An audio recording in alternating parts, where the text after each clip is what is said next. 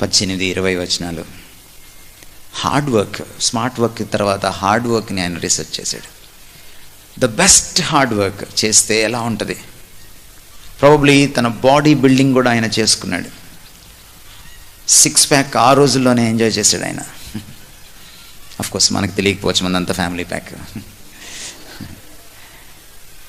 But అందులో కూడా meaning లేదు అని ఆయనకు అర్థమైంది. స్కిల్ అంటే ఏంటో చూశాడు.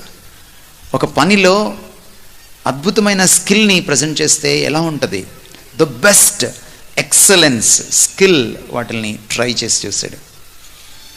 అది అయిపోయిన తర్వాత ఆయనకు అర్థమైంది, ఎక్సలెన్స్లోనూ స్కిల్లోనూ అర్థం లేదు. అది కూడా గుండెని నింపలేకపోతుంది, తృప్తినివ్వలేకపోతుంది జీవితంలో అని అర్థమైపోయింది సొలొమోనుకి.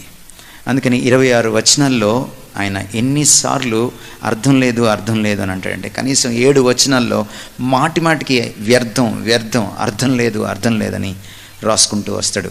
11వ వచనంలో అర్థం లేదంటాడు, 15వ వచనంలో అర్థం లేదంటాడు, తర్వాత 19వ వచనంలో అర్థం లేదంటాడు, 21వ వచనంలో మళ్ళీ అర్థం లేదంటాడు జీవితానికి, 26వ వచనంలో కూడా జీవితానికి అర్థం లేదంటాడు.